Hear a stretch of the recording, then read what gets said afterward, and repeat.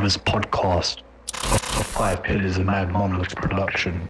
Assalamu alaikum wa rahmatullahi wa barakatuh, my dear brothers, sisters and friends and the foes out there, and welcome to another episode of the Blood Brothers podcast with your host, Dilly Hussain. I apologize in advance for two things. I know it's been about 2.5 weeks since our last episode, but since our last episode did so well, I just thought let it run its course. Aki has not been able to join me for the last couple of episodes. He's got a fair amount of work commitments, but he'll be joining us very soon, inshallah. Today's guests are two brothers who are very close to me, from a work point of view, not any other point of view. But I had the honour of working with them for around 2.5 years. Working under us or working with us? I said working with. Oh, okay. Why did you have to say working under? Just to clarify. Don't introduce power dynamics yet. Anyway, so these are two brothers who are very dear to me. They don't need any introduction, at least for those of you who are engaged in and aware of Dawah activities online and offline. But nevertheless, I'm going to give them a brief introduction. Today we have with us Imran Hussein, who is the founder of the Epistemics YouTube channel and also a celebrated staff member and Dawah carrier for IERA. And then we have Subboor Ahmad, who is the founder of the Darwinian Delusion channel and nearly got me fired in my first week of IERA. Alhamdulillah. Mashallah, in addition to their commonly known association with IERA, they are also unpaid mercenaries for this newly formed Sapiens Institute. But we can touch upon that later. Assalamu alaikum. Wa alaikum assalam. How you doing, brothers? Good, bro. good to see you. When I see you, I get flashbacks Of no, just generally 2015 and the fun we had back then, and with Kamran and all the. It was a difficult time, if you remember, though. It was the peak of the investigation, wasn't it? It was. But we got through that, alhamdulillah. We did, and it was also just the peak of all the stuff that was happening. Because we were like kind of like sweeping streets, attending like environmentally friendly hippie protest. Do you remember? There was a lack of identity at that time. Yeah. I think we tried doing a lot within a space of time, but I think it's more defined now. What do you think? Yeah. But anyway, let me set the tone for today's podcast. Yeah, sure. Right? You both are on a boat journey for 7 days. There's no TV. There's no internet. There's no books. You only have human beings that you can take with you. I'm going to present to you both, one by one, 2 individuals. You have to choose one. Yeah? These are individuals that you have to spend a 7-day boat journey with no other source of entertainment or anything to keep you busy. No gym, no books, no toys, nothing. How big's the boat? That's the question. It's as big as you want it to be. Right? Ready? Okay. Let's start with you, Subboor. Hamza or Abdul Rahim Green? Come on. It has to be Abdul Rahim. Imran? Hamza, I think I'll kill him after one day. I thought you were going to add him to the mix. If it was him, I'd throw him off deliberately and go myself. Between the two, Hamza, because I know him better. Okay. Yeah. Abdullah Andalusi or Adnan Rashid? Adnan will probably end up being an existential threat for me. He's experienced that. So he tried to drown me in Malawi. Belt treatment. Abdullah's good. I would say for entertainment though, probably Adnan. Imran? Adnan, because I know him better. Fair enough. Friedrich Nietzsche or Charles Darwin? Oh, Darwin, come on. Imran? Darwin knew about, and he spoke about Hurul Ain as well, so, I would take we could Nietzsche. talk about stuff. Nietzsche. Nietzsche. Yeah. Interesting. Yeah. Why not Darwin compared to... I mean, I knew Subboor was going to say Darwin. Because Subboor is going to take Darwin, Okay. right? So I don't want to share Fair enough. who he's taking.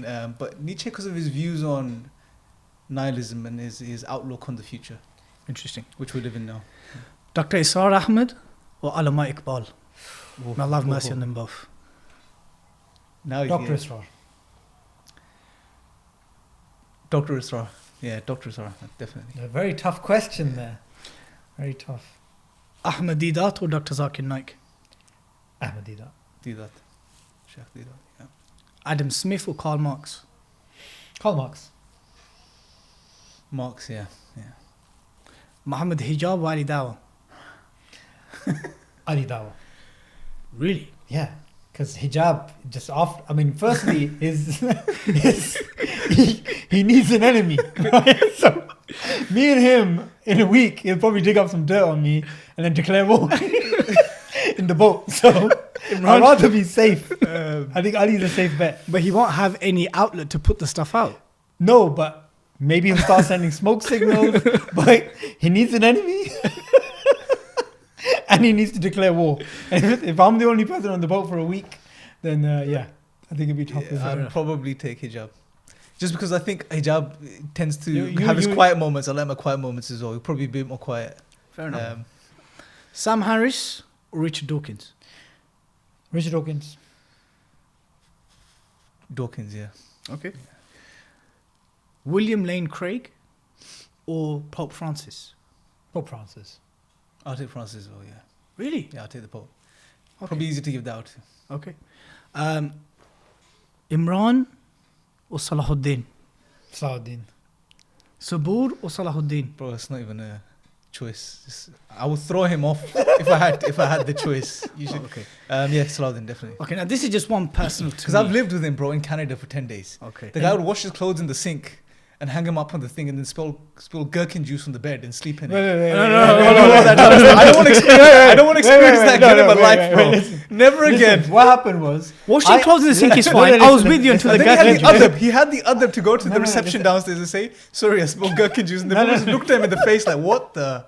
Just No, like, okay, listen. Firstly, he was a miskeen. He didn't know what he was doing, so I took him under my wing. I taught him the Ottoman history from Osman Ghazi all the way to basically the 20th century. So we did. Let me explain what taking... I was giving him tarbiyah, That's and when I was sleeping at night, Yeah. he left the jar in my bed. Okay. Yeah, so there's It's deliberate sabotage, you deserve it, bro. Because taking under the wing for him, you know what it means? It means... Edit this video, bro, and I'm gonna snore like a bull all night. That's what. Just out of taking under the wing curiosity, how means. was Subboor's Ottoman history? Bro, he played the documentary for me. He just played it. Okay, so it's just a documentary. Interesting. Although he has some access, or he knows some really good documentaries, mashallah. Okay. Yeah. Teak, interesting boat ride, interesting individuals. Wasn't surprised by most of your choices. But look, you both have known each other for how long? 8, almost 8 years, I think, probably around 7, 8 years. Yeah, more. something like Yeah. that. 7, 8 years. And was it IERA that where you met? When you got to know him? He contacted me when I wasn't a part of IERA. Okay. Yeah. Yeah. And when you recall that early interaction, what do you remember of Subboor? He was really nice until I spent time with him one-to-one in Canada. But he was, Okay. mashallah, he's really nice. He was really loving. He didn't have a mustache then. Okay. He had the clean look going. Abraham Lincoln. Yeah, Okay. his hug was the same, the elbow in the chest, Okay. the one he does. Yeah, yeah. to you The earlier as well. awkward one. Yeah, but yeah, we spoke, we got along, and alhamdulillah, bro. He needed help. I helped him. Yeah, out. helped me. Mm. And so basically, You fell into that trap, you know that, yeah? no, but that's standard, isn't it? When you're in the Dawah, you tend to have kind of like pet targets who you want to kind of mold and take in, and Yeah. inshallah for good to reform them. Yeah. And look, whilst people work with each other as colleagues, there's a misconception that exists that within Muslim organizations, or at least within Dawah organization, that there's never dramas between colleagues. Because if you're on the path of Dawah and that is the remit of your work, there will never be dramas or issues or tensions between staff. Now, the 2.5 years or so that I worked alongside you both, there was just certain projects where our paths would meet, right? It was marketing, media, etc. But you two were practically working very closely together prior to me coming and even afterwards. Was there ever any kind of uncomfortable moments where you got sick of each other? Canada. Yeah. He got on my nerves. Why? Yeah. I don't know. It's just like we were in the hotel room. Mm. The window wouldn't open. Okay. That's not his fault. Bro, he was stealing my clothes, Oh, God. and then when he found out I had a cat, he almost killed himself. 'cause No, I didn't kill he myself. thought he had an That's allergy, exaggeration. and he Yeah. started to cough and stuff. But So there was that. When else did Imran get on my nerves? I think, remember that time that we were in Southall and then we were driving back and then I had a go at you about Yeah. something, yeah? So just stuff like that, but we hardly ever clash. yeah, But it's minor stuff. Have you ever had a major fallout? no. Alhamdulillah, that's Because good. normally, to have a fallout, you have to have two strong characters. He's quite passive, meek, benign character. So, I he don't just like listens wasting to- my energy on he- people he that, just that likes listening. live in their own world. Look, So that's the just, best way... Whereas you like the sound of your own voice, right? Absolutely. And look, the way I think about it is it's better for me to think for him than for him to think for himself. How do you feel about that? Bro, there's some that have delusions and others that completely lose themselves in the delusions. This is one of those cases, I think. Why is a common nickname of yours hobo? Okay, that's a good question. Because I mean, that was practically your khunya. I mean, when I was Can I explain that? I think okay, look, I'll give you a proper tafsir on that. I remember the first time. By the way, disclaimer, we are not belittling those who are living in poverty and those who are genuinely homeless, but it was a name that was attributed to Subboor during my 2-year tenure with IERA. I think it's a general characteristic. Okay. So I tend to find myself in situations that deserves that name. So for example, during the Ramadan campaign a few years ago, about I think 2000 whatever, I remember I slept in between, the chair area, and I was sleeping on the floor. And I remember Abdurrahim looking down at me and saying, homo. So it's not one person that's identified him like times, that. like for example, we went to Aston University. So the son of this strong. Hobo, yeah, about the hobo name, yeah. So I think for me, when this dawned on me, and like there's a good example of the hobo-ness, right, was when we were at Aston University, and I just found a sofa and I decided to just sleep there. And I forgot that actually we were setting up stuff and that in a little while people are going to walk around. And at the place was empty. When I woke up, I realized I woke up in the middle of basically an exhibition. He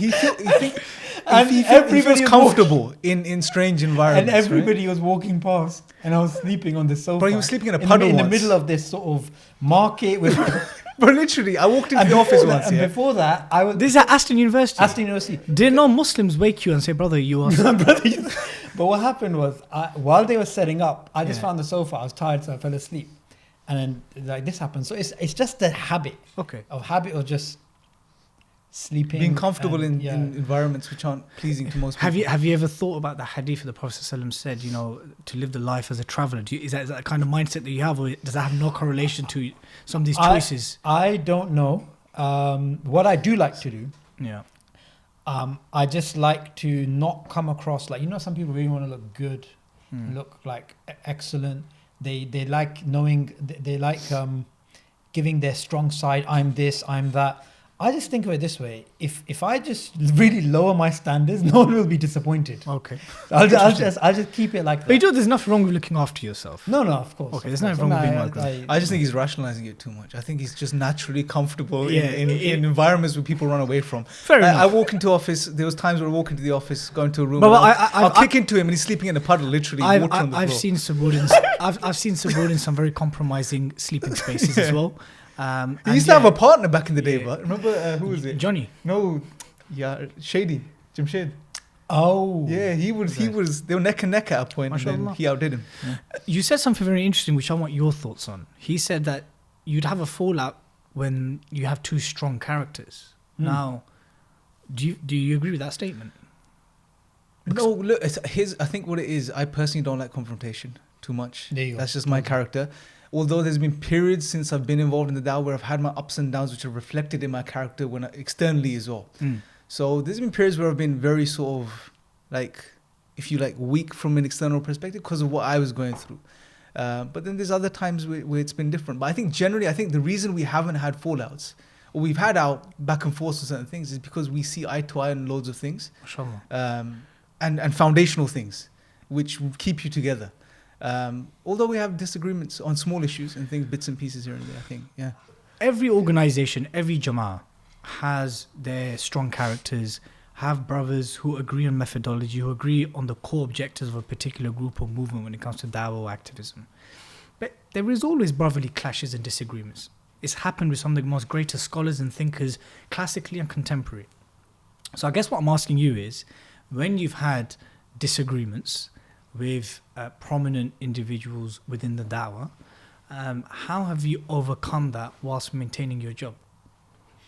You see, this is a very good question because you in the Dawah you clash with a lot of people if everybody has strong ideas, and that does happen because du'at by their nature they're more alpha and they have ideas and they think they're right and I think I'm right, and we have this type of thing. I would say that's good. Firstly, I think it's healthy. Yeah, I think it's healthy. Why is it healthy? because it shows passion. Good.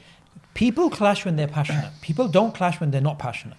So that's the first thing, is a good thing. The second thing is, I've come to realize that I was absolutely wrong and I was absolutely certain at the same time. And it's good to be humbled. Like, there's been times that I was like, we don't need flipping community work. Who the heck needs that? Just give dawah. And then I did a U-turn after everything was over. I was like, you know, back then, and I even rang one of the brothers who was really strong in community work, and I said, you know what? You were really onto something. And I was resisting, yeah? So these things happen. And I think what it is you're saying, how do you still maintain a brotherly relationship? Yeah, because I would say you maintain it. It's like me and Imran when we had that thing in the car, yeah? It's like afterwards, if you really, truly care about the dawah and your brothers, you should be able to literally brush it off. It should be a case of, all right, we had our clash, now we move on. Yeah? Okay. And, you know, these things happen. You just have- Imran, what's your thoughts then? I mean, that as a practical strategy moving forward between brothers who have differences, but it becomes different, let's say, when salaries are involved, jobs are involved, and that's what's happened now, isn't it? Whether it's in the UK or in the States, the dawah isn't just dawah, it's become livelihoods for many, right? We've had very prominent lawsuits in the States between prominent figures. We've had dawah organizations basically accusing one another of pinching strategies and ideas. So it's not just a case of, oh, we're brothers, we're in the dawah, fundamentally we agree on something. There are other things that sometimes influences decisions. Have you ever felt a conflict of interest between dawah and perhaps the fact that it is also your livelihood or an aspect of your livelihood? It is a battle sometimes. Of course it is. You think about that, and it makes things more complicated. You know, from the perspective that, remember, the objective is, especially when you're involved in the dawah, you have to be sincere. Well, as sincere as you can be. Now you're just adding another factor in there, which is not going to help you with that, right?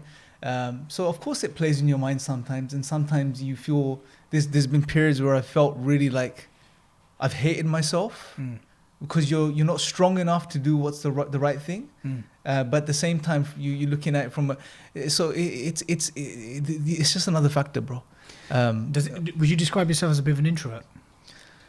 I would do that for him. I can be, I can be at times. I fluctuate. Okay. A lot. We had a running joke, me and Salahuddin, and that was like, we have to keep Imran and his image like secret. Because publicly Imran's like, you know, dawah, this, that. Secretly we know his flaws, we know these things. So he was like our secret little project. We were like, let's keep, but this is years ago. Then he did. No, but Imran, I mean, if I was to do a comparative, at least on an observation point of view, Imran does come across the more kind of pristine, well-groomed, well-spoken, whereas Subboor, you do come as a bit of a Clint Eastwood of the dawah, right?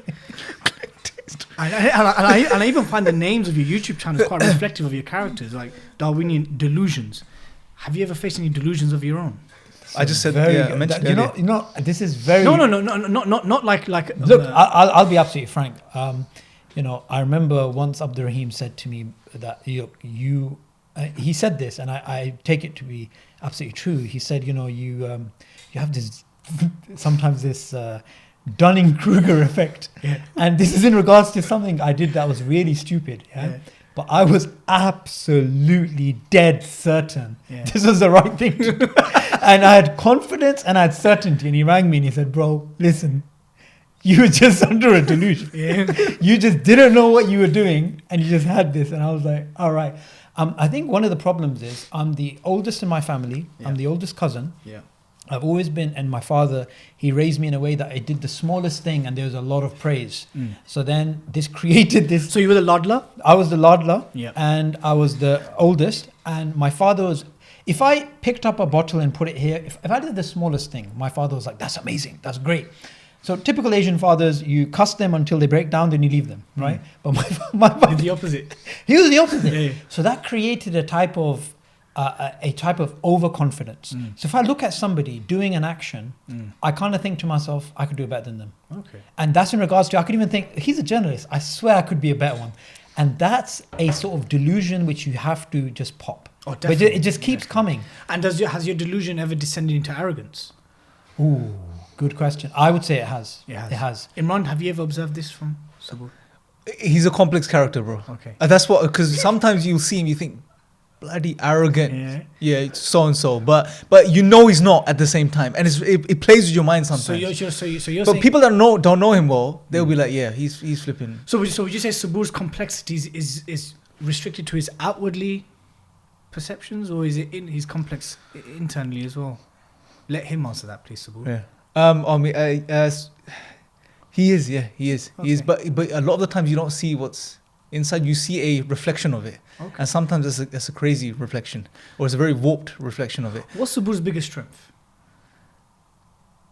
He's a strategist. He's a strategist. Yeah, he's very good at strategizing Yeah. and looking at the bigger picture. How successful has he been, in your opinion, with regards to some of his strategies? Look, he's almost black and white. Yeah. Okay. So he gets blinkers. Okay. Yeah. So this is the goal. Anything else is like Skittles. If he has to knock things down along the way, he will do that, even if it's accidentally, because he's got that vision in mind, and that's a powerful, it's a very strong strength to have, but you have to tame it, and I think he's learning to tame it now, especially as he's getting older. But if it was a few years ago, then yeah, he's a bit more wild. So what's Imran's greatest strength? Very good question. Why do you keep saying a very good question? Because these questions, like who do you have on the boat, this or that, and also it's a way of me buying time. Okay, I know this. Yeah, thank you.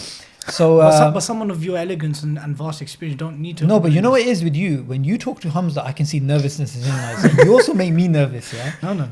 Firstly, I think characters like Imran are the sort of people I sometimes think I am, that I wish I could be, which is I wish I could sometimes just shut up and just like deal with issues and like with me, if I see something wrong, I just have to stop it. Sometimes when you are when you're strategizing, when you're doing things for the long run or wisdom, you have to let people learn from their mistakes, or you have to let things slip, or you have to do certain things. With me, I think I try and resolve things too quickly. I have the name Subboor, but I don't have patience. This is the irony here. So I always like to think of it that my mum named me Subboor, so Allah has patience with me. Yeah, That's the way I interpreted it, because everyone says to me, your name does not match your personality. And even Abra and, brother I love. And remember, I was once saying to him, where's this project? Blah, blah. Not where's this project, but I was like, we need to do this, right? He's like, well, your name is Subboor, yeah? So I think his greatest strength is the ability to fit in any environment and just get the job done without causing trouble. With me, I like to, take ownership. I also like to know what's going on. When I enter a room and there's something going on, the first thing I do is I don't say what needs to be done. I'm like, who came up with this plan? What's the point of anything? So I start by the first assumptions.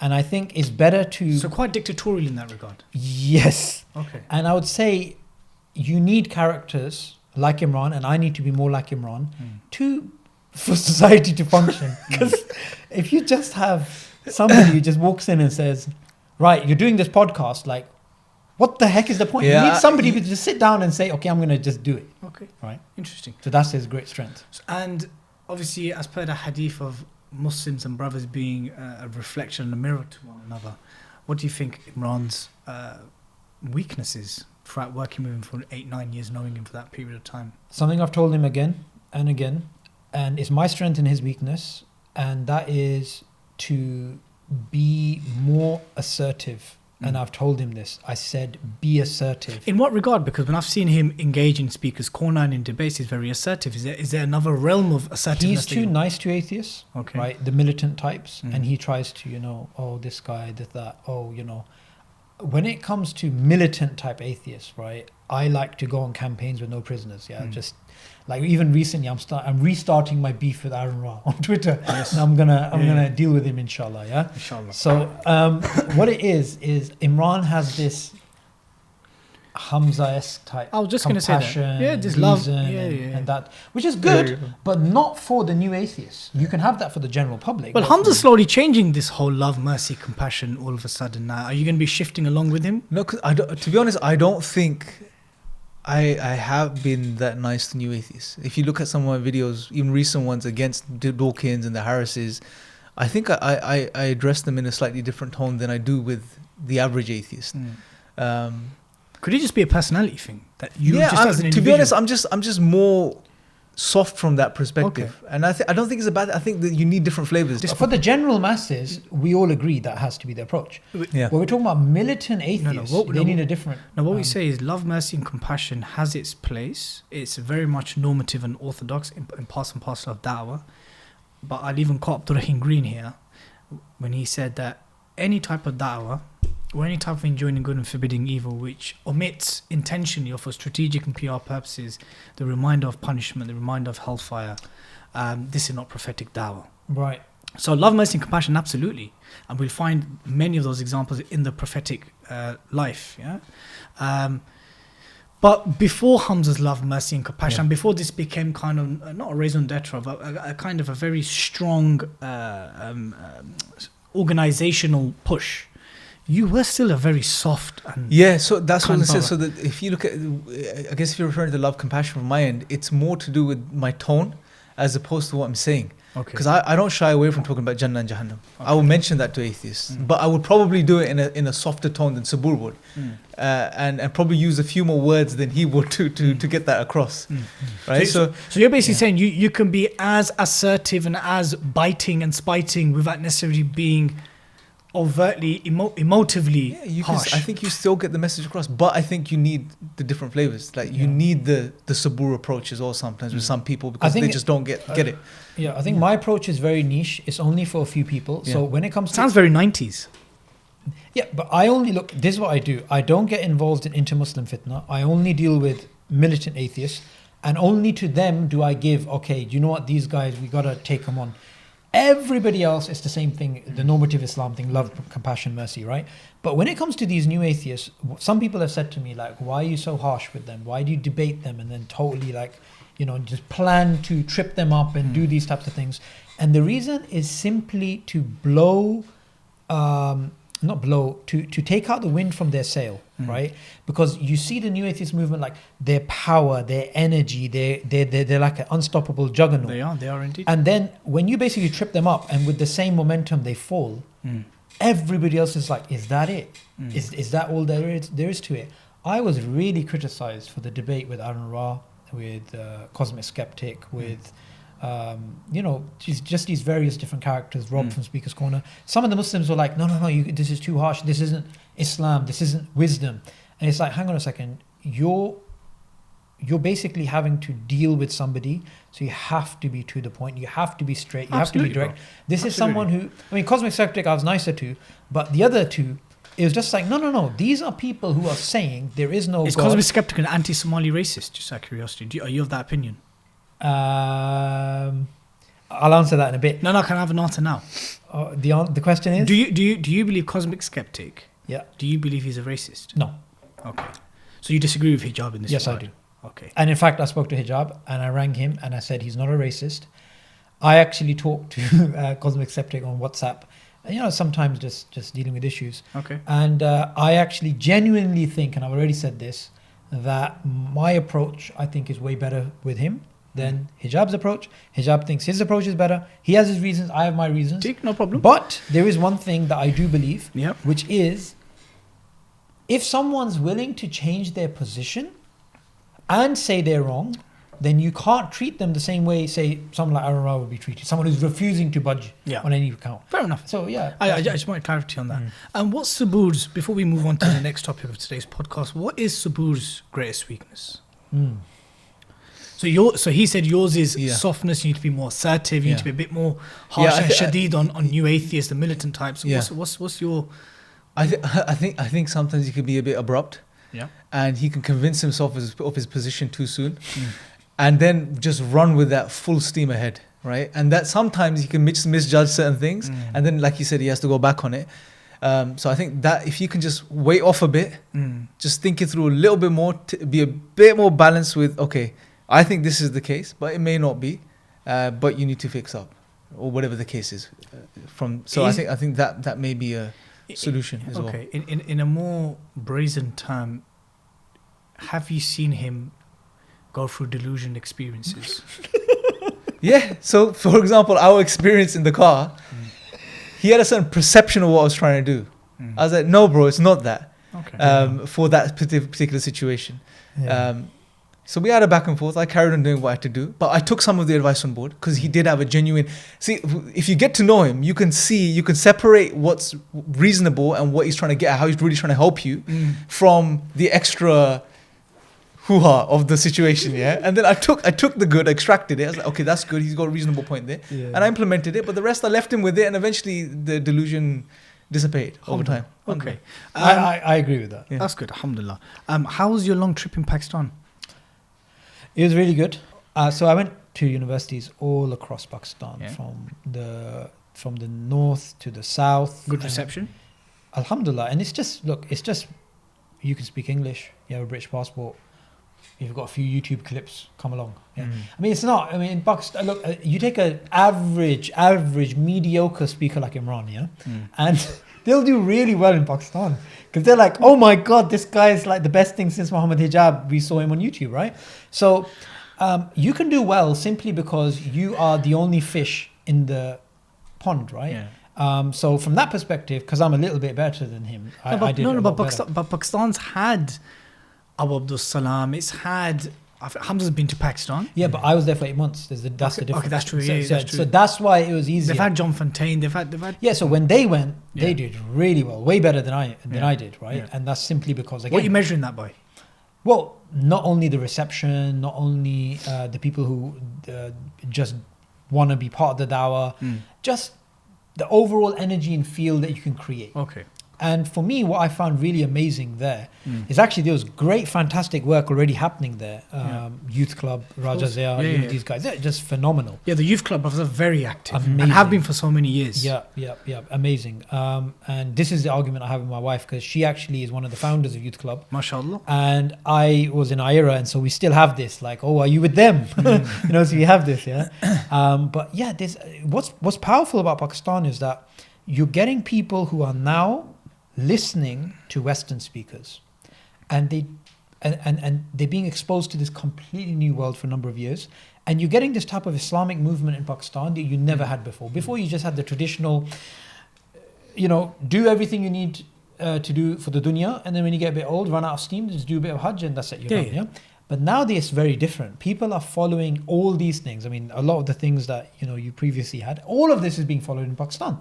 So for me, it was a good glimpse into the Muslim world, and the fact that through the internet, everything, including this, is just as relevant in the UK as it is in Pakistan. Quick question before I move over to Imran. Do you believe Pakistan has the potential to play a key leading role in the future of the Muslim world? Under the right leadership, that is. If somebody was to ask me that question, I would say right now, I'm not sure. And the reason I'm not sure is because Pakistan still has a very strong issue with nationalism, right? But isn't one of the problems is that Pakistani nationalism is mixed with a very strong Islamic sentiment, and so therefore the lines are very blurred. There is that, but then there's also the fact that there's clearly things which are not from Islam. Absolutely, agreed. And people are like, they're not making the distinction, right? And they blindly defend. And what you also find is there's this quasi-weird type of nationalistic, even in some of the videos that you see, there's music and then Allahu Akbar and this and that. Yeah. So it's just very convoluted. And what Ottomans had the same. Well, no, there's a difference, and the difference. Music, but they did have drums, and they did have military. No. They did. But what I'm speaking about is, say, for example, when it comes to the Ottomans taking over Jerusalem, right? Yeah. So they had, from what I recall, Constantinople. About Jerusalem, that they had this thing that La ilaha illallah Ibrahim wali Allah or something like this, right? So they're trying to say, look, this is a city for all people, and blah blah blah blah. So they had this huge vision, and they had this idea, and they had this thing. And if you look at Pakistan, it's just like, oh, India. That's it. It's a very binary narrative, So, and I still feel that, I'm very, like, inshallah, I'm going to go Turkey again, and I really love the whole Turkish scene. That's more of a entire Muslim world type of feel. there. Yeah, I think it's that's a very different. Yeah, I think that's because of the rich Ottoman heritage in history, bro. Yeah, yeah. I mean, you have to appreciate that not just the Ottomans, but the Seljuks before them, they were practically the flag bearers of Islam for over a millennia. So it comes as no coincidence that we get that vibe from the Turks. Yep. It's interesting that while Subboor chose Charles Darwin to take into this delusional boat ride with his, you chose Friedrich Nietzsche, right? And you specifically cited his views on nihilism, right? Elaborate on that. Yeah, look, although there's a lot to disagree with his views and what he thought about loads of things, but I think his views in regards to nihilism and the way he predicted what would happen because people had turned away from God is very true, and it's coming true. And we're living in that time now, which is that people don't have any meaning behind their lives. And the unfortunate thing, bro, is, as we were discussing before the recording, is that this nihilism is bleeding into religion as well, Christianity and Islam, unfortunately. And what we mean by this is that, yeah, by identity, you may claim yourself to be a Christian or a religious person or a Muslim, but at the very same time, especially the youth, there's a sense of meaninglessness, and they're trying to find themselves and define themselves and seek out meaning through, gaming and social media and all of this type of stuff. So I said him because I think he could see where we were going and the problems of denying God, which were far greater than, just, do you believe in God or not? Do you live, a godly type of life or not? It was that when you remove God from the picture, you remove all meaning from life. And by removing all meaning from a human being, you basically have empty vessels, bro. Because human beings are driven by meaning. Without meaning, we're nothing. Will you be embarking on any further studies in Western philosophy? Maybe not philosophy. Maybe not this year, but maybe in the coming years. One of the areas I'm really interested in is the history of Europe. You should probably learn Aqidah first. Okay. Yeah. Once you've learned that, and then recommend the books to me, inshallah. We're going to get to your Aqidah issues very shortly, especially your skewed conversation about the Kalam cosmological argument with Muhammad Hijab. I don't think you represent that Ash'ari's fairly enough, but we'll get to that. Don't worry. Just quick question. To both of you, when you look at all the various Enlightenment thinkers, the post-Enlightenment thinkers, essentially the very figures who have shaped the modern Western civilization, which correlated with the rise of European colonialism. Do you guys see the link between these events? Like, here is a huge philosophical change taking place in the heartland of Europe, but at the same time, they're going and colonizing vast swathes of the world. Yeah. Do you guys see these as isolated incidents, or do you believe that they're interlinked? No, it's all linked, bro. Why is it linked? I think it's all... I believe it's linked. I think there's many links, but I think one of the obvious links, bro, is that one of the biggest shifts that took place during the Enlightenment period was the focus from the horizontal, the vertical and the horizontal plane to just the horizontal plane. It was that, okay, let's focus on the dunya, let's focus on the material. The Industrial Revolution took place. The focus was so heavy on the material world and developing and gaining as much of it as you can, that it naturally will result into, colonizing other parts of the world so you can have, those additional resources that you need to further develop this type of outlook. So there's a clear, and I even see it as with atheism today, bro. I don't see atheism in a vacuum. Because atheism in and of itself, bro, its foundations are so weak. You wonder why people would still hold on to such a view. But it's there along with other ideologies and philosophies which are supporting each other. Because atheism, what is the object? No God, no creator. That's it. No accountability. So therefore, the human being needs a replacement. You need a surrogate. You need something to replace. Okay, the dunya is right there. Go make the most of this material world. So it goes in line with materialism, consumerism, capitalism. It all sort of the chain works together in a very beautiful way. Did you put your thumb for your hand up? I just remembered something, which is Imran's videos, although they never do well on his channel, just a few thousand views, they're picked up by prominent atheists and they make refutations. And one of the reasons for it is Very quickly, how do you feel when he makes comments like that? I ignore them. Good. Because I don't see any value. Okay. Yeah, because you're talking obviously about existentialism, so you wouldn't see a value. So Cosmic Skeptic, for example, he took one of Imran's earlier videos and it got like maybe 500,000 views. And the things that Imran says about them, it really gets under their skin.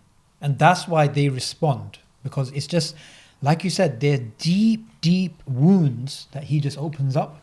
And that's why they respond in that particular manner. But that's why I put up my hand, because I just No, that's fine. So, I mean, look, I mean, as a graduate in politics, as someone who did a couple of modules in Western philosophy, you'd be truly ignorant of reality and history to think that the Enlightenment thinkers, the various ideologies that were born out of this period, played a pivotal role in the justification of what many European powers went and did in vast swathes of the world. Yeah, the French, the British, the Germans to a lesser degree, but various European powers. I've seen on some of your videos, you've made quite an unequivocal claim that Charles Darwin was a racist. Do you stand by that? Yeah.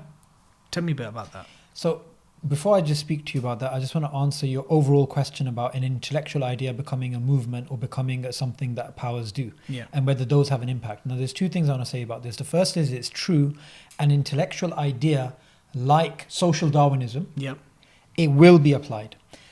Liberalism, again, they came up with it and it will be applied. But I truly believe ideas don't change the world. What changes the world is personal interests. And if ideas correlate with a personal interest, that's when those ideas become widespread. So for example, when you have European imperialism coupled with social Darwinism, boom, they go and apply it.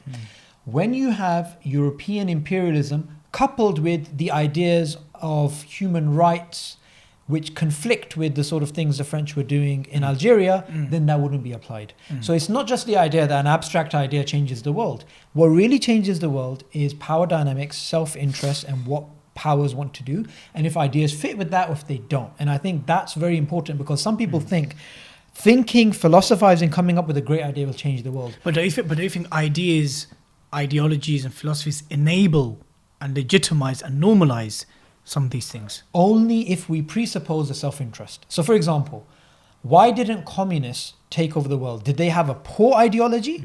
Was it that the ideals of communism weren't so great, or it was simply because they didn't get to warm waters through Gwadar? That's the real reason.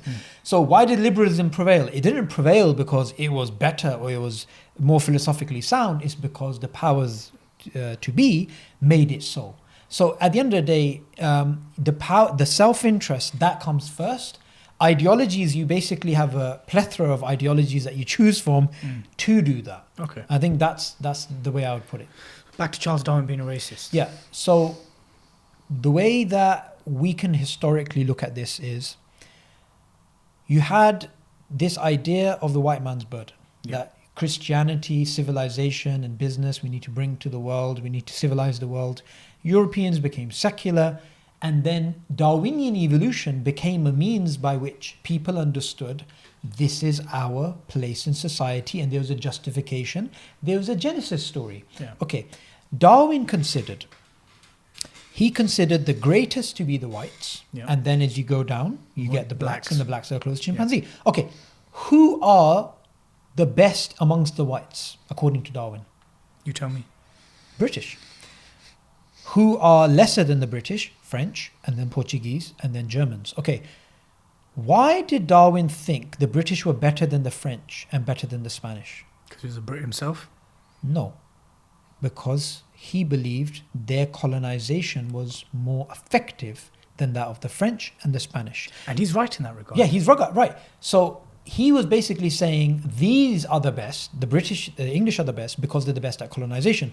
So you see, this idea that we are superior and everybody else is a savage. Darwin may not have said we have to do this. He wasn't prescriptive, but he was descriptive. And this is the mistake that's being made by the likes of others who are saying, you see, Darwin, he was racist because everyone was racist at the time. That's the defense that Dawkins and others give. We've heard that. But here's the fact, the Prophet ﷺ wasn't a racist, and others weren't a racist. Even, here's the thing, Darwin went against the norm of society because he was anti-slavery. Yet he was racist, and everybody else was racist. So it's not the idea everybody is racist, he's racist. He was racist because he believed the other races were inferior, and he believed this because of his theory, not because of European culture. Imran, when you both, but specifically yourself, when you guys embark in these kind of intellectual engagements, polemics, and so forth with new atheists specifically. Do you ever wonder to yourself? Do you ever specifically omit, or do you intentionally include examples of how their ideas have manifested historically and in contemporary politics? Sometimes, yeah, because people, we learn via history. I wasn't too big on history a couple of years ago. He would tell you, right? He used to be a running joke. I coached him. Yeah, so but it's a big thing, bro, because the people learn through examples. Once, do you remember I asked you who's the Prime Minister? Yeah. And then you got confused. No, I was deliberately ignoring you. No. Be honest. No, be honest. Prime Minister of where, the UK? Yeah. Remember when I asked you? I told you. No, because there's a change, and he wasn't. I don't be started. Imran, he is a complete marble. Yeah, he doesn't know what's going on. Doesn't know the news. He doesn't. I asked him, Imran, who's the Prime Minister? And you were confused. Do you remember? I wasn't confused. I was confused. Why would you ask me such a question? No. It wasn't. I think it was when Theresa May and David Cameron. Something happened. Yeah.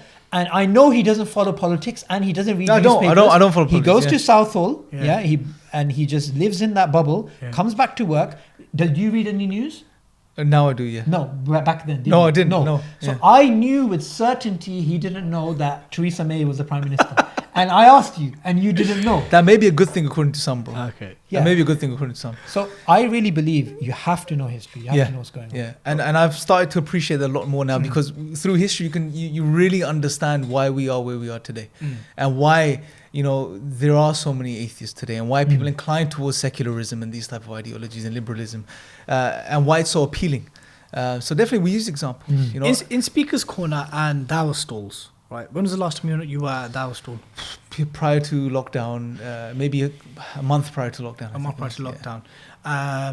How often, in your experience over the years of being at Dawah stalls, have you experienced non-Muslims coming to you with examples of ISIS, Sharia, enslavement, caliphate? Very common, bro. And what's the strategy when this happens? So you get, if you to generally break down that sub-demographic as to who approaches the table, you'll get two sort of main categories. You'll get those that are ill-informed about Islam. They've gone over that sort of negative anti-Islamic rhetoric, those general common things about Sharia and chopping this and chopping that and all that type of stuff. And they'll come and really be aggressive and this, that, and the other. And then you get the other types of people who are genuinely interested in Islam. They're a bit more wise from the perspective. They understand there's narratives being pushed, but they see through it. And loads of people are seeing through it today. Like, I really want to know what's going on. This is what's been said, but I really want to know what's going on. But if you go, like I said, 6-7 years ago, it was far more aggressive at our table. Because it was at the peak of ISIS. Yeah, it's far more aggressive, bro. So much so people can't pick up your material, scrunch you up, throw it at you, swear at you, abuse you. Like, I started Dawah in West Ealing. I think he advised me to go to that table, and that was one of the roughest areas for Dawah at the time. I didn't do that. It wasn't you, someone else from IERA. Someone told me, your local is West Ealing, go there. I don't know if it's you or Harun or someone else at the time. It just sounds like something Subboor. Yeah, and you can imagine, I've just started practicing about a year, 2 years ago, and I'm watching Hamza stuff, and I think, I know the arguments now. He was a big Hamza fanboy. Do you know that? Do you know, Hamza, with me and him is just a normal relationship, He was such a fanboy, he didn't even know how to disagree with him. And he had to see me I don't disagree. And how I disagree with Hamza. No. And even now, if Hamza speaks, Hamza he probably gets nervous. No, things are changing now. I things are changing good, but look. Hamza was pivotal in why don't you take a lesson from him? He turned up the first day without washing his face, and he told Hamza off. Yeah.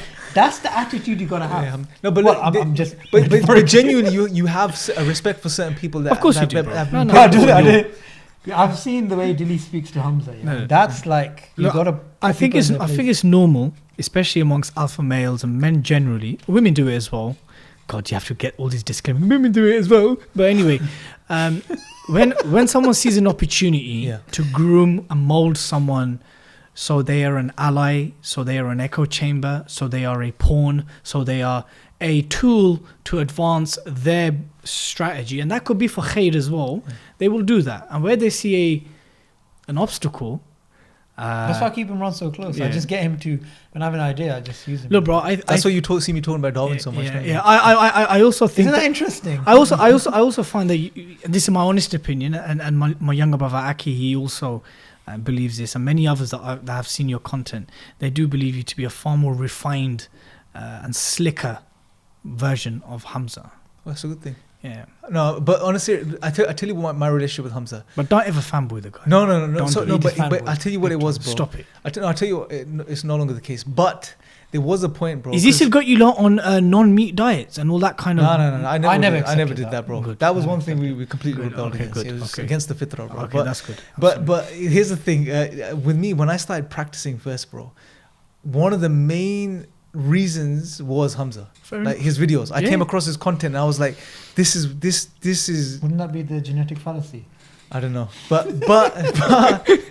I saw it and that's why I had this impression of him. And I still yeah, I remember that. Yeah, and what He was impression? such a fanboy. well, you could call it fan, but I was. I mean, look, what's the word? I fanboy scholars and figures. It's Yeah. just that it's Yeah, not, but why Hamza? Why No, but exactly. Why Hamza? It's No, just, it's- and even the ones that I but fan, it's but it's not even just- safe to mention You them know, on a podcast. it's just the way just the role he played in me starting to practice. That's good. right? Alhamdulillah. And that I just couldn't shake off. Okay. You know, and subhanAllah, even today I Couldn't shake off. yeah, like that. Whenever like I would fanboy? not fanboy. It wasn't fanboy. It's just I would find it very difficult Should we get him nervous? to.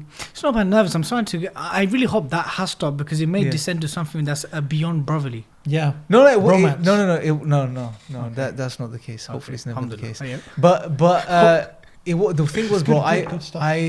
I saw him as someone that I looked up to, and I still till this day respect him from that perspective. Although I see him as a brother and a friend now. Look, even though you're a bit of a Ramni, I know this, yeah. But the truth be told, bruv, yeah.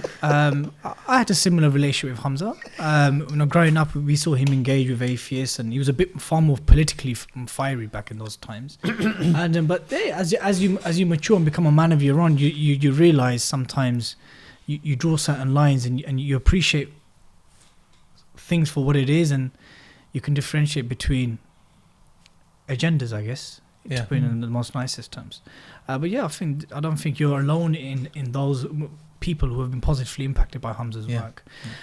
You've been very outspoken of late about the situation of the Uyghurs, the situation of the Hindutva oppression of our Muslim brothers and sisters in India.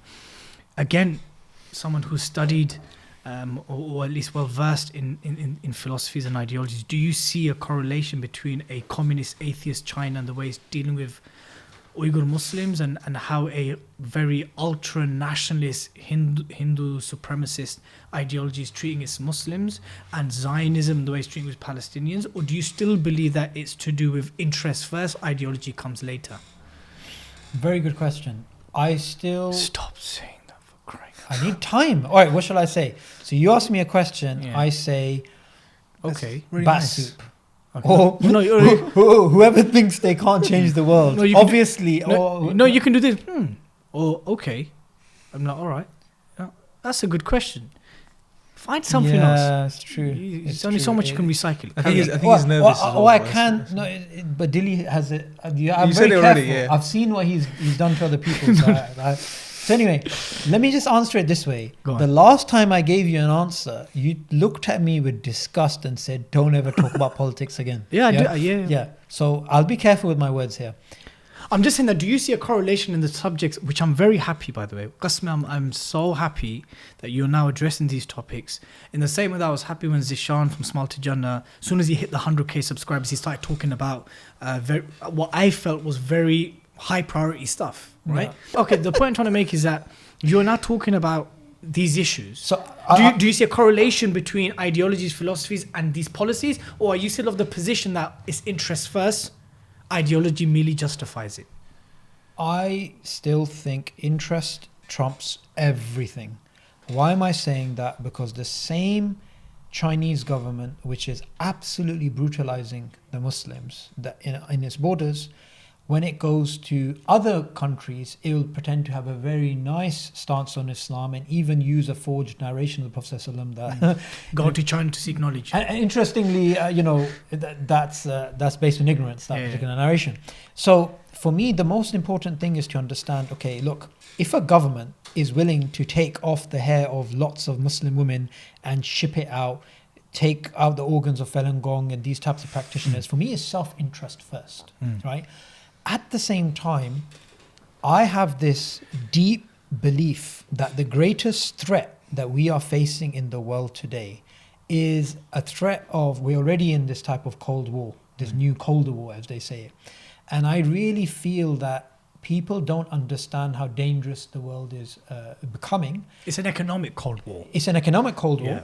However, at the same time, for Muslims and Islam, I think Muslims are sleeping. They don't understand the danger that one civilization poses for us. And I really believe, and this is where we're going to clash, I really believe the Muslim world and the Western world, they both have an Abrahamic tradition, and we have way more in common. Way more in common. On the minimum, we can see where we disagree than we do with others, right? Before I come to you, man, let me just counter 2 points there. I knew this. She's coming. This Abrahamic cop-out. Cop-out. Yeah. Yes, Right. they are our brothers and sisters in Abrahamic faith. Yeah, we can use all that. Yeah? People of the book. Yeah, people of the book. You can't say that in jest. People of the book, can you? No, people of the book, but we can also in the He's same. getting nervous. No. He's stuttering. Why is he stuttering for? No. Relax. In the same way that you have positively cited the role of Jews and Christians in the Quranic context, do you really want me to now go through all those verses about the Jews and Christians, but Allah is not speaking about them so fondly? Hold up. The point is, we can go either way. No, we can't. Yes, we can. I'll tell you why. No. I'll tell you why. Because the Judeo-Christian worldview is distinctly different to the Islamic worldview. I never denied that. Yeah, you alluded to it. No, I never. I never said So that. what What do, I said so, was so what do you want? affinity. Okay, affinity. So but do you not understand that Judaism and Christianity, as world Abrahamic religions, they have undergone a reformation. They have undergone a reformation which has kind of made them synonymous to many of the ideologies that you claim that we should ally with them to overcome. That's a very good point. I haven't thought about Say that 3 times so you can get more time.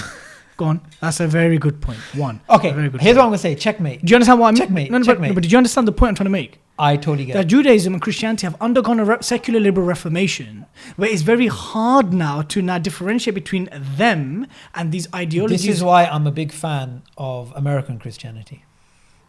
Where are you going with this, bro? God. Where is he going? That counters your point, doesn't it? It doesn't. It does, because they haven't gone through that type of secularism. They have. Plus, I'll tell you why they have. okay, do you deny the verse of the Quran which Allah says, the closest to the believers are those who say we are Christians? Yeah. Yeah. What kind of ridiculous question are you going to ask me? The audacity to Oh. ask me, will I reject that verse? Yeah. Well, What is the implication of me rejecting that verse? That's a rhetorical question, because of course Have you're you? going to say, Are you going to reject the verse where Allah subhanahu wa ta'ala says that the Jews and Christians will not be happy with until you leave your religion and accept theirs? So of course I'm not going to deny Okay, that. so stop asking silly questions. So I Carry want on. to correct both of us in something. Mm. Let's not say Abrahamic faiths, because that would be wrong. Mm. Islam is the Abrahamic faith. Their faith is Judeo-Christian, right? And they use this term. Sam Harris, Dawkins, Joe Rogan, all these guys, they use Judeo-Christian worldview. Judeo-Christian. Right. They don't say Judeo-Christian. Dilly, Islamic you know what you civilization. remind me of? You remind me of the psychology. Okay, I'm going to be careful with my words here. Yeah, be very The careful. psychology Yeah. of a certain individual in the early part of the 20th century who literally said, let's declare war on everybody. Nah, yeah? no, that's not true. No. No, What no. it is, bro, you have to find allies. No, right? that's fine. Yeah, you have to have a world in which you My dear brother. you make alliances, you make things. My dear brother. Your mode is from sitting in Bedfordshire somewhere is basically let me take on the world. I think what's happened is that you have it's maybe one of many of your delusions, that what's happened is that by default you feel that the closest allies of yours or that of the Muslims should be somehow the Christian right.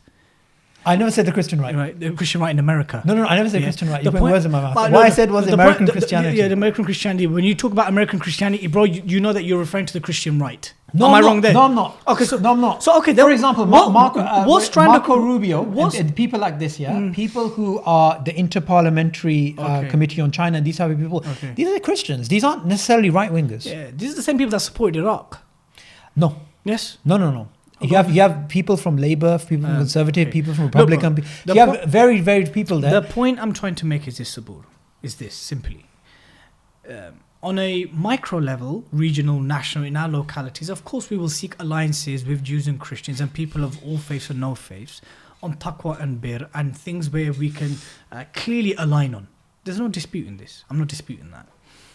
What I do have an issue with, and I think you have absolutely no grounds whatsoever, and it is quite delusional. It's never stopped me in the past. No, yeah, is that you are somehow trying to, and please correct me if I'm wrong, is that you're trying to now bring in Islam into a term which they themselves have coined Judeo-Christian. You never hear them say Judeo-Christian Islamic. Because they don't want alliances with us. They see us as an existential threat to their hang on. What did Huntington say about I don't care about I don't care about Huntington. He's gone into that mode. No, Huntington's a serious guy. Yeah, he's a serious guy. Of course. He spoke about the clash after the and even Thornbury, right? Yeah. That you first gonna have capitalism and this and communism, then Islam. They both said this. However, look at what Huntington said. He then said the next after Islam is going to be who? He said China. Yeah. So what it is that we as Muslims, we just need to. I don't want to make statements like we're against this, we're that. I'm just saying we have more in common with the Western world. That's all I was trying to say.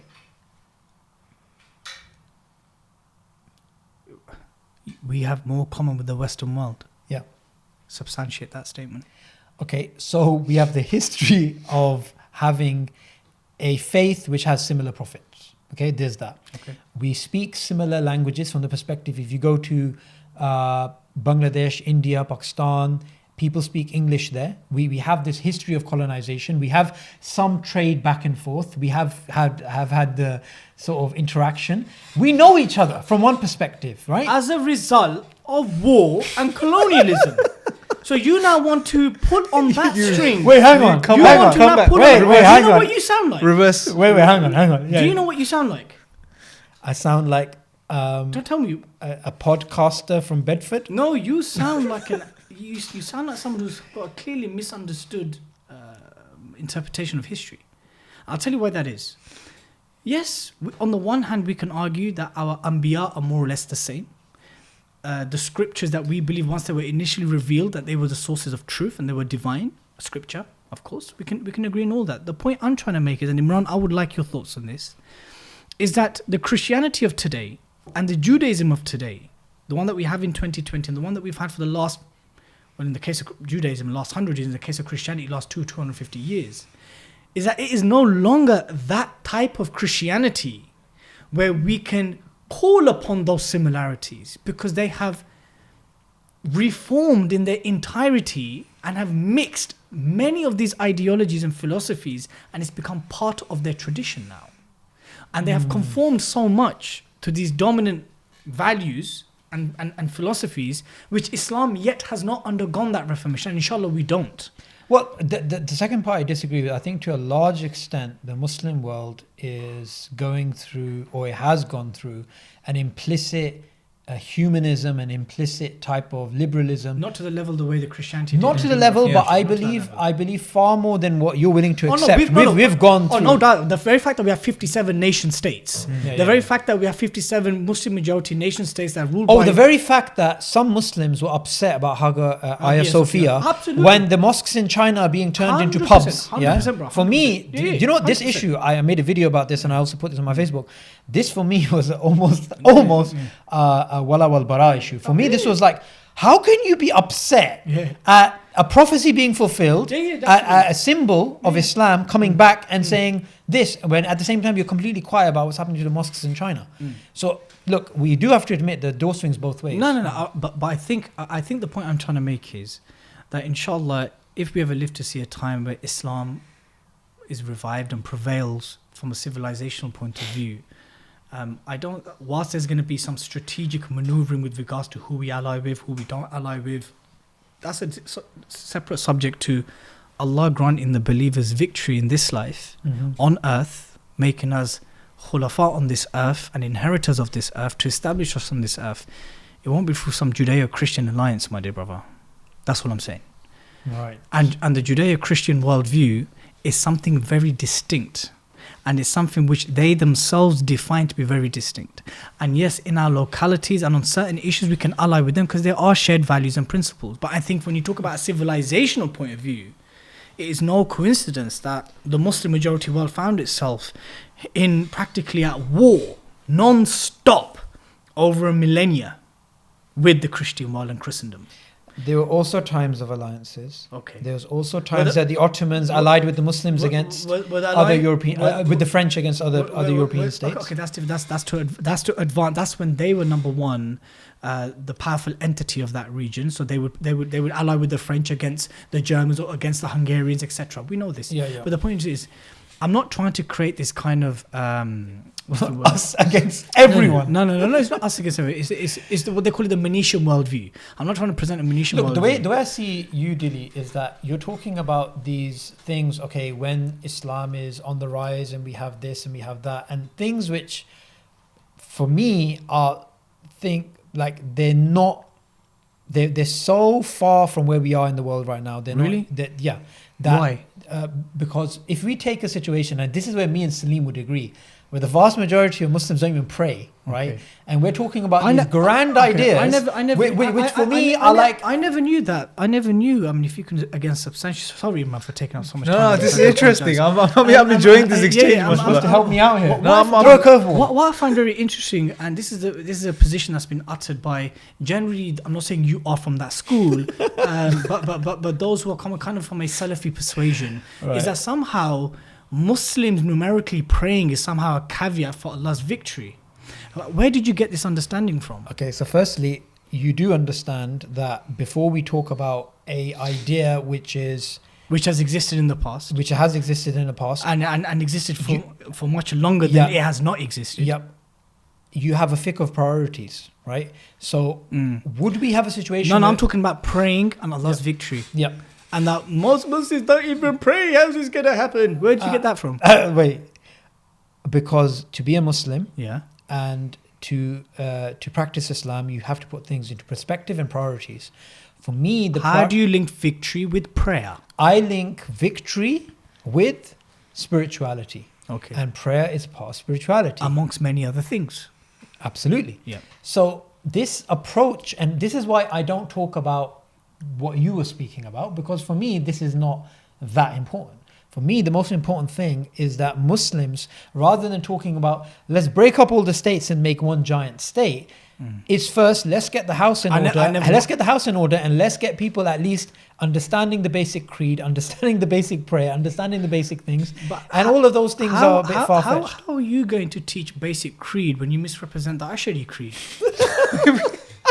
I never did that. You did. I never did that. I was laughing in the video, and we were just having some fun. In your recent discussion with Muhammad Hijab, I felt that you misrepresented. Did I? Was it me speaking? Was it Muhammad Hijab? But I think this is a good time for me to throw Muhammad Hijab under the bus. Okay. Let's continue this in another podcast, maybe. Yes. I don't think we're essentially disagreeing. I think it may be a case of priorities, and I guess what I think, as someone who is, I would respectfully say, more well versed in current affairs, in politics, thank you, in history, is that I feel that you may have a skewed and delusional understanding of what the Judeo-Christian worldview and civilization is. Moving on, Imran. I do apologize for that. No, it was. It's fine. Written apologies. Okay. To conclude this podcast, this is a subject which I know you both don't publicly address, not directly at least. I know Subboor has some problems, some contentions discussing this issue, but I promised and I vowed that we're going to keep it generic. Over the course of 5 years, online Dawah dramas has truly peaked. Whether it be theological differences, whether it be sectarian differences, whether it be political differences, celebrity call-out culture, YouTube refutation videos. Do you feel that there is a need for this in the online space? Okay, if I have my Dawah hat on, I think this is terrible for the Dawah, generally speaking. Our differences, not across the board, but the majority of the differences that are being put out there, the discussions, the arguments, the sectarian issues, they are not healthy for the Dawah. Because remember, we most of the time we don't look at it from a non-Muslim perspective. Non-Muslims are online. Say those non-Muslims are looking into Islam, they're searching up Islam. They come across videos where, say, two Muslims are discussing and arguing something which generally across is going to be seen as something trivial. And they're going to think, well, hold on a second. On one end, you're saying you guys worship the creator of the heavens and the earth, and you're calling people to this. And on the other end, you're fighting over something so insignificant. You know, how does this now make sense? So and I don't think most people consider these things from a Dawah perspective. Because if we were to, I don't think we would put a lot of the stuff that goes out there online, bro. But it's interesting that you say, if I put my Dawah hat on, what other hats do you have? Well, meaning if I'm not wearing a hat, Okay. right? If I'm just saying, okay, I'm a Muslim, and these are my views, and there's a Muslim brother, these are his views. Yeah. Let's discuss them. If you don't look at it from the perspective of what are those people that potentially can be Muslims that we need to communicate the message to, what are they thinking? What are they seeing when we represent ourselves like this? I don't think we consider that in most cases. What is your view then when a prominent Muslim figure disseminates and publicizes a particular view which is clearly problematic, or at the very least can cause further confusion and misguidance on a very crucial fundamental basis, and he or she has made this position public, it's been viewed and shared by hundreds and thousands, if not millions of people? Do you feel that there is a need to publicly address this issue? When the cat's out the bag, then the right people need to address it. The right people to address it. So, well, who are the right people, not including yourself? Jazakallah for helping him with that, bro, because he was gonna. I was gonna make a video, do a live stream on that. No. Honestly, no. Okay, if there is a need, okay, do you agree with Imran that when the cat's out of the bag, it does need to be addressed? Yes, Who and should I would add something I spoke to Professor Subboor Ahmad Malik about yesterday. His accolades are so big and far. he's a legend, mashallah. So he was on the show yesterday, and really we were discussing.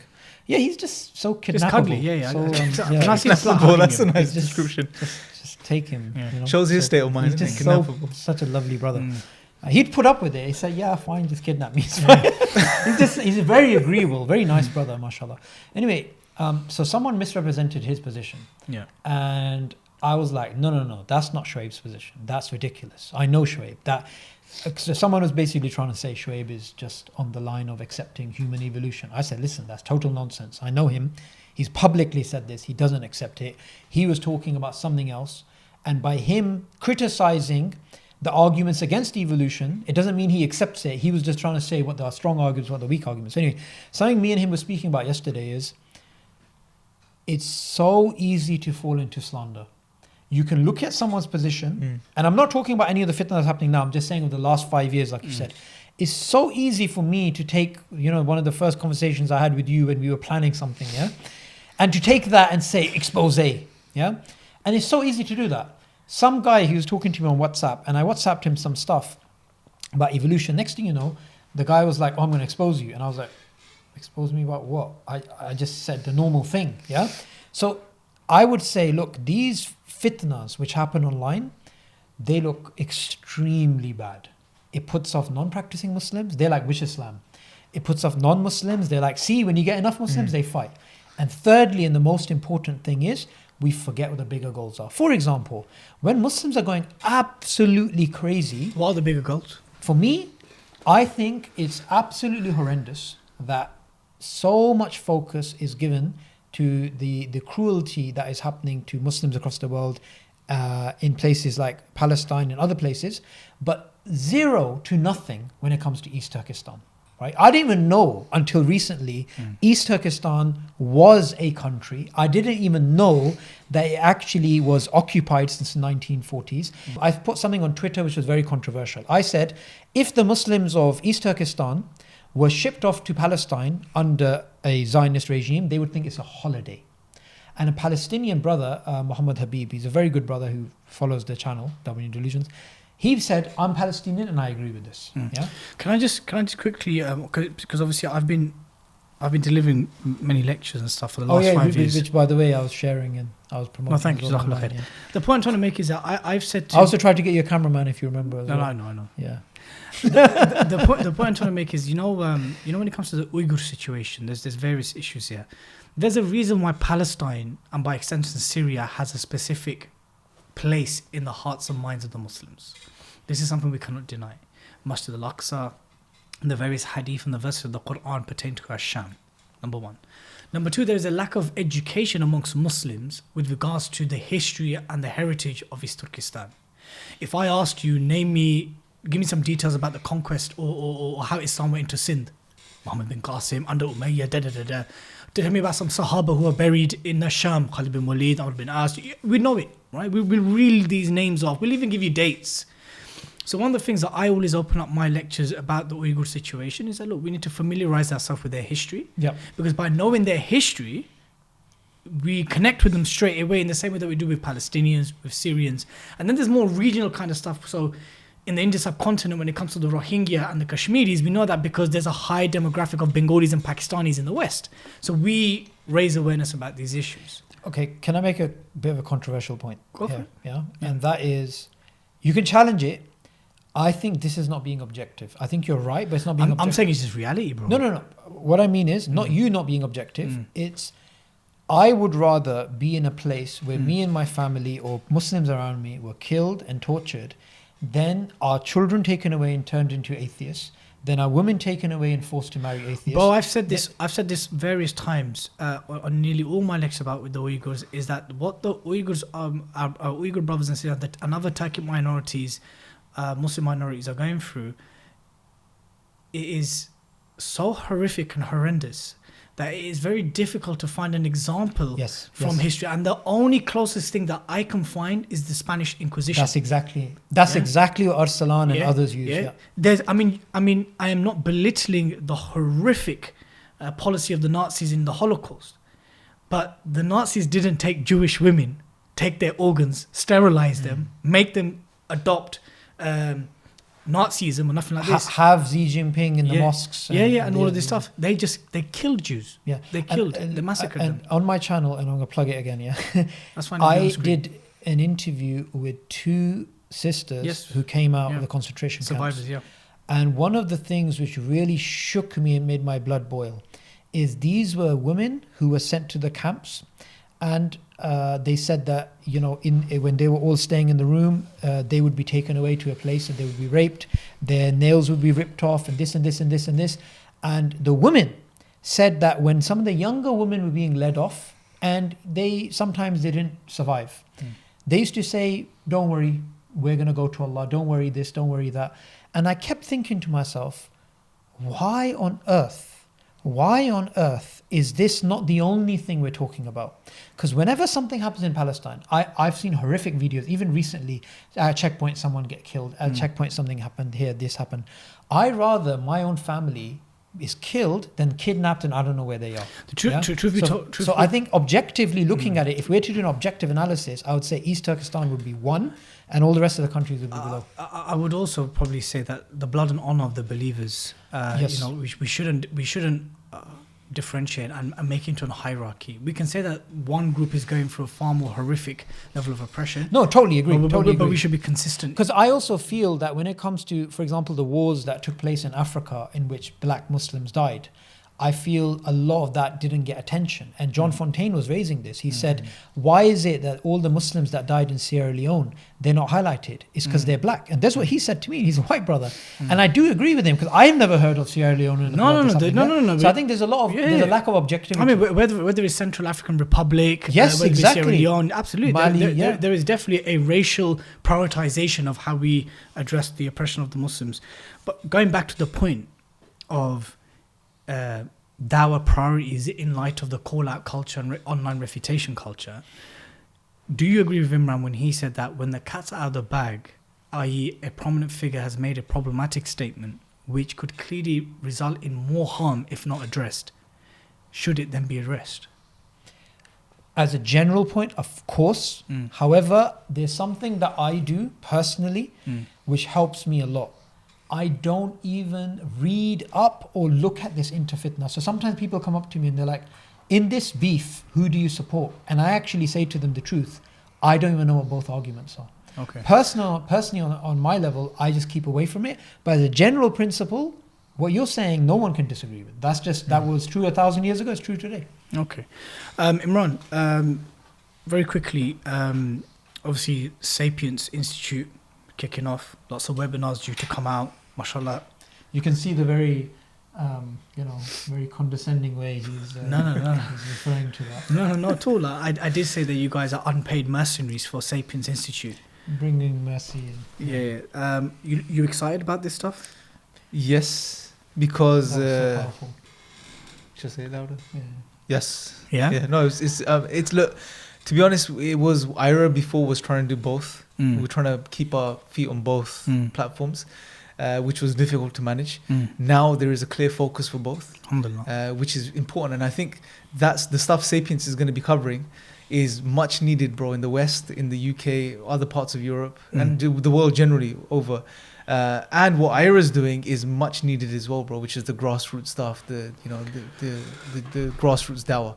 So it's With Sapiens, do you fear at least? I mean, of course, if we go by the current figures, I mean, how many thousands registrations have I you don't got? know, bro, 20. I don't know, Thousands. thousands. I heard loads, it was it's like gone over like- 20,000. It's increasing every day. I Yeah, don't know. yeah. Okay. Do you feel that you're just going to be rehashing and regurgitating stuff that's already been done by IERA in the previous No, years? because even now, bro, like we've got webinars now which are lined up, which gonna cover topics which we haven't gone into as much detail on, Yeah. and some brand new topics as well. So even the ones I'm going to be covering, I've got 2 webinars. What are you covering? So I'm going to be doing one on the Fitra and one on nihilism. Okay. So some of the content in that's going to be brand new. It's going to Okay. be stuff that we haven't covered before. Yeah. It's going to be far more refined, far more detailed, and inshallah far more relevant as well, in line with what people are going through today. Because things are changing by the year, bro, by the month. So inshallah, it's going to be relevant. That's the key, I think, inshallah. When you found out about Sapiens, was there a meeting where you kicked the door down? I was like, "What's Sapiens?" Well, no. Was there any such scenario? No. Was there any such scenario where you kicked the door down, like, right, who's responsible for this? No, it wasn't. For me, it was like, okay, what does that mean? So True. I had to be like, Sapiens? That reminds me of When- Homo Homo erectus. sap- Homo Homo erectus, sapien. yeah? Homo what? Erectus. Okay. Homo erectus. Yeah, it's, yeah. it's a thing, yeah? Yeah. So, Sapiens, I was like, name. But anyway, it grew on me. I think when it comes to an institute which academically focuses just on this, you can start having niches and focusing on them. Like, from one of the things which I want to get into now is the science of how to debate. And I think that's the sort of thing which After how many years has this become an interest of yours? Well, I would say I sort of did it as a ragtag type of thing, but now I'm starting to understand. For example, if you remember, I used to WhatsApp you after I see your debates, yeah, and I used to say to you, bro, you got this guy, yeah? And I've started to realize it's one of the best people who can just trap people and do a really good job is Muhammad Hijab. And Muhammad Hijab actually watches a lot of this stuff. He knows what he's doing. You know, for a lot of people, they don't get hijab. They just think, you know, what's he doing? Yeah? Not a lot, but some people. The way I see it is he's got a science and he's developing it. So, you know, when you have institutes, they can get into stuff like this. Okay, so you have an element of fanboyism with hijab. Yes. And I'll tell you why. I'll tell you why. That's interesting. I would rather be a fanboy of Hamza than a fanboy of hijab. but I'll explain to you why. Hamza, a couple of years ago, he said, bro, this guy, he made this video, he spoke about evolution. Can you review it? And he sent me the video, and it was Muhammad Hijab. I didn't know who he was, and he was nobody. But the reason why I became a sort of fanboy of him is I was like, man, this guy, he's just like a rocket. He just came out of nowhere. He sat down with me. He's like, can you go over some evolution stuff? I said, no problem. I started talking to him, and my man's reading books, and he's doing this, and he's doing that, to the point where when I gave him an argument, evolutionary argument, or an argument for the evolution of rationality, naturalism, and this is on the way, driving on the way to Oxford, when we were having a debate with Cosmic Skeptic, he got it in the car. Like, he totally understood it and got it. So my fanboyness is not from the perspective of, oh, he's famous. My fanboyness was from the perspective. But that wasn't Imran's reason either. No, Imran's reason was Delusions, more of him. Yeah, I just felt that was a tad misrepresentation of why he admires. That is fine. I accept that. Okay. But I'm a big believer that new people that come, younger people that come, like Muhammad Hijab, we should support them. We should help them. And you know, people are like they like to consider he's rough on the edges. I sort of see him quite similar to myself. So yeah, that's why I have a lot of respect for him. And are you excited about Sapiens Institute? Absolutely. Yeah. Okay. Gonna make some big waves and ripples, yeah? See, when the questioner asks the question, then according to the same energy, I try and reply back. So I can see you were asking that in a very mocking way. No, not at all. I'm just wondering that, are you going to cause the same kind of role that you did elsewhere with Sapiens? Role? Yeah. Well, I don't know about role, but I do think... And Good role. I did say to Muhammad Hijab, you're like that... I didn't use these words exactly, but this is what I'm trying to get to. I was like, you're like that journalist that just goes and finds fitna and just puts a microphone next to it. So in a way, I kind of felt like, I don't know if Hijab would agree with this, but it's almost like controversies work. I'm not saying bad controversies like between Muslims. But for example, I'm trying to kick up a controversy about Black Lives Matter and racism, and that's why Aaron Ra responded to me. So then I responded back, oh look, the Undertaker's back, yeah, because every year he comes back and gets whooped. So I was like, so I'm trying to start that. Why? Because everybody needs a bit of a controversy now and again. Fair enough. Brothers, it was an absolute pleasure having you both on. Yeah, we should do it again. But before I conclude today's podcast, as you can see, there is no barn here. There is no thumb war offer here. So I invite you both, or one of you, to arm wrestle me. Yeah, he's ready. Bro. Oh, he needs it as man. well, I think. Yeah, he's been going through some. Now I'm going to do you both. 3, 2, 1, go. He's got long arms, bro. Perfect. 3, 2, 1. Finish him. Fatality. Alright, let's do it again. Hamza next. What just happened, bro? You got smash. That's my boy. That's my boy right there. That's because of you, bro. You charged me through the whole... I'm pleasantly impressed, Imran. MashaAllah. Bro. So am I. He's... How is it that it's these Sapiens guys? So much for passive and all of this stuff he was coming out with. Bruv, See? he will kick the rascal out but of you. that's why I keep him bro. close. I have once. He charged me. He got me to a point where I threw Oh a table my at him. God! Once, what did I do to you? I don't know what day, I just must have teasing did me, bro. something. Yeah. And then he came after me. There was a table, and he flipped it, and he was gonna kick me. Imran, I'm impressed. And what's beautiful about it, that you're humble in victory. Alhamdulillah. Jazakallah khair. Let's do my arm wrestling again. Though. You don't get Bro, this feels wrong now. Please. Did to me. Please take the arm off if you can. Alright, ready? 3. It's not fair. It's leaning towards yours. Okay, 3, 2, 1. Finish him. Fatality. That's good, man. Left arm. No more. Brothers and sisters, Jazakumullah khair for tuning in. I hope you all enjoyed today's podcast and the various issues and topics that we discussed. Any kind of politically incorrect banter that we may have stated, it was no specific or even general discrimination against any groups or anyone. I'm specifically talking about calling Subboor hobo and this kind of stuff. And on that note, I need you guys to subscribe. I need you to leave a comment. I need you to like this video and share this video. And until next time, Assalamu alaikum wa rahmatullahi wa barakatuh. Blood Brothers Podcast. A 5 Pillars of Mad Monolith production.